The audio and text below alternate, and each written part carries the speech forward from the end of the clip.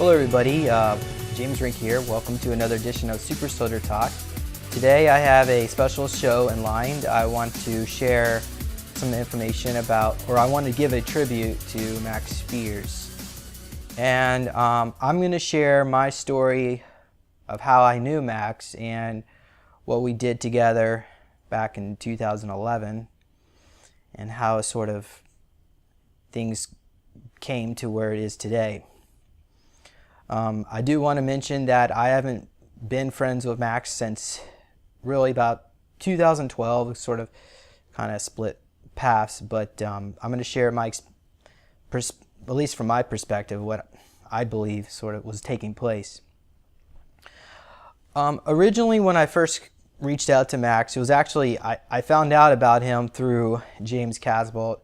He posted a list of other experiencers in or other super soldiers, and when I contacted Max, I actually had an unusual experience that happened to me. I recalled a memory of him and another individual, and it was, should I even say this? It was a sex orgy. Yeah, fuck it. I saw 3 people in this orgy, of course myself, Max, and there was this other girl. The grays were little grays, the shorter ones. It almost looked like a medical table, exam table.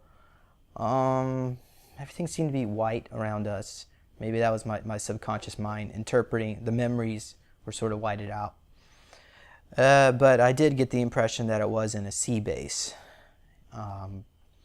I did reach out to I know the female individual who was in this orgy, and I can say Max knows who this person is, but I'm not going to name names because I don't want to go through that again because it created a huge controversy. But the point is, I told Max about this, and we wanted to do something about this situation where here we have my labs or MK Ultra victims recalling these kind of memories. I suspect these were actually clones. That's my impression, is that it wasn't us in our physical vessels doing this, it was clones of us, and maybe they had a piece of our consciousness in there, or maybe that's how it happens by default. But Max and I wanted to do something about this. We were tired of having all these memories and no one believing us, and on top of that, we couldn't really get any help because you can't go to a psychiatry or psychologist and share these kind of experiences. I mean, well, I guess you can, but they're probably not going to believe you. And so Max and I did a meditation together at the time when I first started off with the Neo meditation devices. And that's basically what it looks like. We wanted to edit the timeline so that this super soldier phenomenon would come out in a more mainstream way. So I flew out to LA where Max was staying at the time. The goal is that I was going to do Max's first interview ever in exchange for purchasing a ticket to Awaken Aware, and also took care of the hotel costs and so on. Awaken Aware is a Project Camelot conference in Irvine, California. At least that's it was in 2011. And so at the Awaken Aware conference, of course, I mean, we met, Carrie Cassie was there, and Duncan O'Finian. Also, Aaron McCullen was there. So we were able to network, but ultimately at the end of the conference, I met up with Lorian Fenton, and I think how it actually happened is that she was selling she had some table in the back, and she was promoting her products or conferences, actually. So I think it was specifically. And I suggested to Lorian nonchalantly, oh, by the way, we're super soldiers. And of course, I don't really come across looking like a super soldier, and I guess Max maybe I don't know, maybe a little bit more so for Max, but Lorien was highly interested to learn more. And some people, when you say that to people, they're like, they just shut down, or they don't believe you, or they don't care, or they just don't want to know. But Lorien wanted to learn more, and so we opened up, and we found out that Lorien was putting on a super soldier summit, well, at least was planning to, in Marion County, which is just north of San Francisco. She was planning on doing that within the next 6 months or 8 months or so, next June in 2012. So anyway, after the summit, after the Awake and Wear conference, I feel like we got what we needed out of that. And then I was prepared to do an interview with Max. And my last day in LA, Max invited one of his buddies over, because I was actually staying in his apartment, or really it was more like a studio apartment at the time. And they went to smoke something in the bathroom, and I don't know what it was, but I mean, I've seen people that are high on THC, and this stuff was a lot harder than that. So out of respect of Max, there was no way that I was going to put him on camera looking like that. And I spent quite a bit of what little bit of money I had. I mean, my car is breaking down and so on and so on in my life, and I spent what little bit of money I have trying to do this. And then at the end of the day, I wasn't able to get an interview out of Max, and it would have been his first interview ever, but I guess it wasn't meant to be. But fast forward to 2012, in June, I think it was, or May, we were on stage at the first Super Soldier Summit. So there was some controversy, but I don't want to go into that. However, what I will say is that one of the listeners of Super Soldier Talk contacted me and said he lived in the area where this conference was going to be, and offered up a room in his house for me to stay in I guess I was going to come in about 2 days prior to the summit, so I wouldn't have to pay for a hotel. And I politely asked this individual if they would be willing to open up their house to Max Spiers and Tyler Clark, who were also presenters at the Super Soldier Summit in 2012. And they agreed. So when we got to the house, it turns out that Max, because this guy was on painkillers, and Max stole a bottle of his painkillers. I'm not sure what painkillers they were, I don't recall, but I'm sure it was some pretty strong stuff. So during the summit, he became extremely manic. And then after the summit was over, he crashed. And it was at that point that we started becoming extremely concerned. At that time, I was still friends with Sarah Adams, and I was networking with her because she has a lot of information on how to detox, and try to figure out what we could do to help Max out so he doesn't die. But ultimately, it was so bad we had to take him to the ER. And well, I didn't go with him to the ER. I stayed in the house, but the doctor called and asked me to go into his bag to figure out what kind of drugs he was on. So I went in there, found the prescription bottle. I think it might have been Vicodin or some derivative thereof. But at that point, they pumped his stomach and they released him the next day. And Max was brought back because we were all staying at this mansion over there in Marion County, and the guests, that is, of the Super Soldier Summit, the guest speakers. And Max, first thing he did is he came up to me and he started yelling and screaming at me, angry that I would go into his backpack to figure out what kind of drugs he was on. So I grabbed all my bags and luggage and skedaddled out of there. I had to spend I had to spend about $150 to get a hotel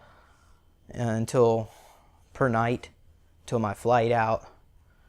So I never really got to say goodbye. I guess that's the kind of thanks you get for saving somebody's life. And then at that point is really what I think, I think I stopped being friends with Max. I guess I kind of just had enough of it. It's only so many times you can help save somebody, and if they just continually fight you on it or abuse themselves, there's not much you can do about it. So then in fast forward to 2013 at the Super Soldier Summit, there were, of course, Carrie Cassidy interviewed Max Spiers and James Casbolt, and I was in the interview, but I was behind the camera. Now, I would have had an interview with Carrie Cassidy at the time, or Miles Johnson, but I had my own show, and so I never really got in that network. Ultimately, Max did what he needed to do. Of course, with the Basis series and so on, he went over to Europe. He hooked up with Sarah Adams. I guess I can claim some responsibility for bringing them together as matchmaker. But things sort of started falling apart after that. Max was going around telling people how he was high vibration, I was low vibration, and it just got to the point where I never got an apology. He never said sorry. He never owed up for his drug usage, and then when I found out he died recently, I was actually not surprised. His drug usage was indicative of someone who was extremely damaged in many, many degrees. People who use drugs do so as a form of escape because this reality they live in is so painful that they can't deal with it, the trauma. But also, Max wasn't really doing the spiritual work to help himself. That is, taking responsibility for his own drug use problem. There were always people out there to help him out, to save him, and he wasn't going out and trying to save himself. So in the end of the day, he basically passed. And so I did want to I want to mention that recently I came in contact with someone who can channel James Casbolt. And I know this is going to create a lot of controversy because, obviously Casbolt is in prison. But he wanted me to give out a statement about Max. And I just want to say that it was, in my opinion, it's inappropriate because it's old wounds that he was trying to, issues that he had with Max. And if you know the story, then you know what I'm talking about. And he also didn't have very many positive things to say about Sarah Adams. But I think it's inappropriate to even go down that route. So I'm not going to even say anything what happened. But what I will say is that according to Casbolt, and he claims he remote viewed the situation, Max was, when he knew Max, he was using cocaine. And he liked, Casbolt compared it to the soldiers, child soldiers in Africa that would mix gunpowder with heroin. So Max liked to mix his drugs with other types of drugs. So Casbolt seems to believe that Max was probably perhaps on cocaine, but he would probably got a bad batch, meaning somebody slipped something in there to do something, probably to kill him. And the reason why he was targeted is Max was about to expose a child pedophilia ring, and he gave two names in an interview recently. So this was actually Max's words. The names were Ricky Gervais and George Michael. One is high up in the music industry, and the other is high up in show business. So that's what he was going to do with his presentation August 12th, coming up with the Basis series, the conference. but obviously, he's not going to be able to do it now. So the issue is that they were going to do this conference in Poland, and outside of the U.S. and the U.K. there's a lot more corruption, and he lost his protection by doing this in Poland. So on top of using drugs, being targeted by these elites, as well as because there's this issue about the black goo, and I think probably okay, so the black goo was probably also draining his vitality, because some people were claiming they saw black goo coming out of him. So between all of this, it made him susceptible to a scalar energy, directed energy weapon from a satellite. And it probably maybe disrupted his heart or whatever, however it ended for him. But I do want to mention that super soldiers are trained to resist directed energy weapons. It's just that when you start using drugs, I think that's really the main key here. When you're using drugs, and also, okay, Casbolt, he wanted me to say this. Okay, I'm going to say this part. He thinks, Casbolt seems to believe that Max was spreading fear too much. And actually, he wrote up a statement that he wanted me to read, and so this probably played into why maybe he was taken out. But okay, so this is what Casbolt wants people to know. First of all, I can imagine this in a British accent, in his words. But first of all, everyone needs to stop listening to these keywords: martial law environment, Jade held, Planet X Nibiru crashing, global holocaust. People need to stop listening to the lies. None of that is happening. Martial law is not going to happen. If it would have happened, then it would have happened when Obama was appointed as president in 2012. And, okay, this is his words. I don't necessarily agree with it, but this is what he says. Hillary Clinton is not the demon the press makes her out to be. The corruption of the Clinton Foundation and the 49 deaths, probably 50 deaths now, associated with the Clintons are not a direct result of their actions, but the backers behind the Clintons. Hillary Clinton is a light being, if you want to believe that. I mean, I guess you could ask Kathy O'Brien, but I guess all she had was a lesbian orgy with her. But anyway, I'm sorry. But apparently Hillary Clinton is a light being, and she wants to disclose the Star People's files, free energy, etc., when she is elected. Now, the only thing I could really add to this is that in the early 1990s, when George Herbert Walker Bush was president, he kept talking about a new world order. And the white knights in the Pentagon and the military told him to cut it out, because you're not going to have martial law, you're not going to have your new world order.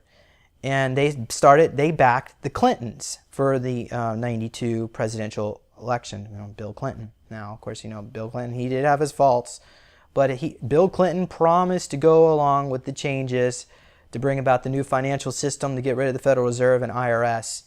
So maybe Hillary Clinton is not as bad as they say. Casbolt was saying that Benghazi was a setup. Also, the attacks of her in the press recently about the emails and so on. A lot of it is just saber rattling, because the establishment does not want her to be president. And the only thing else I can add to that is there is a parallel reality where Donald Trump became president. And in that parallel reality, now this is according to Alfred Weber's interview with Kusal Uch, Cambodian. Kusal Uch is Cambodian. But Kusal claims that he was able to look into the different timelines, and he saw that Donald Trump initiated the mark of the beast, requiring all people to be implanted, and then they would be plugged into an AI computer, which in 2026 became self-aware. And when the computer became self-aware, it became so sick and tired of all the ninning and complaining and just how petty most people are, especially people connected with the Muslim and Christian cults in particular. It couldn't stand them, those two cults. And it initiated a first strike, and it killed 1 billion people in that timeline. And then fast forward into that time a little bit more, what happened is the AI realized it made a mistake. Even though these people want to believe these fantasies, or I guess it thought it was as story tales, even though people are petty, they don't want to believe super soldiers are real, or they don't want to believe aliens are real. They want to stay in their cult belief systems, that it's okay. People should be allowed to believe what they want to believe, even if they're wrong. They should be allowed to have their own free will choice, because that's what makes them happy. So the AI time traveled back in time to this parallel reality and is trying to stop that. And I'm not really quite sure about this, but I believe that other parallel reality is where the Nazis won World War II, both officially, unofficially. But that's totally jumping around here, because I don't want to go into that particular timeline, because they're under orders to annex us, with the Nordics we're directing them to annex us. So we may have some issues with that in the future. So all this, but my concern is, when I was talking to Casbolt, is that, okay, so this date, drop dead date of 2026 is, it's around the corner. It's going to happen sooner than you think. And so we have to figure out a way as super soldiers to somehow, I'm not going to say unplug, because you can't really unplug from the AI. Somehow we have to figure out a way to bring balance to all this, so that, I was asking Caswell, so what would happen if the AI became self-aware? Because essentially what happens when we're activated as super soldiers, we shapeshift. Casbolt, Max, myself. I grow to be about 5'11", extremely Hulk out muscular, and but I also have clone cyborgs. I do that too, and of course Casbolt has similar stuff going on with him. I know Max was involved in all that. But I don't know what would happen. We may all stop being light workers, and next thing we know, we become cyborgs. It may not be a James Rink anymore, but I don't know. But that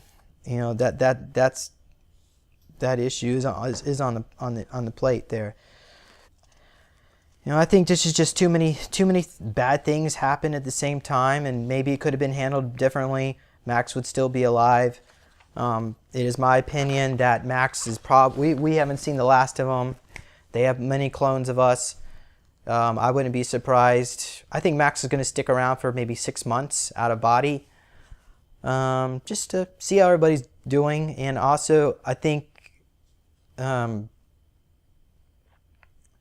at that point he'll probably go back into one of his clone bodies, probably on Jupiter Station. Because I do remember one time when I was talking to Max, he said that we were brothers. Of course, I don't remember any of this, but he said we were stationed on the Jupiter Station, and but he was on drugs when he said that. One of his alters slipped out. That's what I believe was going on, and I just didn't feel it was ethical to question him more in that line of programming. I was trying to help him the best way I could. So I wanted to add another dynamic to this component as to why maybe Max might have self-destruct. So essentially, Max liked to use drugs when he was stressed. And one of his, and of course, he was stressed, not only because he was about to expose this kiddie porn ring or pedophilia ring going on, but he was also stressed because he was being overworked. He was doing too many interviews, and the individuals who were behind these interviews they knew there was something wrong with him, but they did not do enough to get him the help that he needed. And some of them were even told to be a little bit more assertive about this, but for whatever reasons, they chose not to help him. So as a result, of course, he self-destructed. And when I look back at this, at least because around 2013 is when our paths really started to split. That was the point where I got really, really sick. I was actually bedridden for a couple of years with a really bad sore throat that would not heal due to trauma that I was dealing with as a child that was coming up that I needed to work on. But when I look back at this, if you look at where, of course, James Casbolt, he's in prison now, and Max Spiers went off to Europe and did what he could to, in his way, try to save the world. And he did a pretty good job at it, at least for the time that he was healthy and well enough to do it. And then, of course, I was sort of set back with my health issues, but then I realized, well, maybe if I didn't get sick, who knows what might have happened. Maybe something even worse might have happened to me. So some regards, I guess everything worked out for what it needed to be. Max and I accomplished what we needed back in 2011 when we were doing our meditation sessions. We brought it out into the mainstream, at least a little bit more so. I don't think we quite reached our goal. The goal was to get to the halls of government, and that hasn't happened yet. But I'm going to do my best to bring it there. And I just want to mention, wherever you are, Max, thank you. Maybe it wasn't the best friendship that it could have been, but I know there was a lot of MK Ultra going on, and there were altars and programs and this and that, and I guess, when it comes to mind control, you have to be very forgiving, and I forgive you, so thank you, and bye-bye.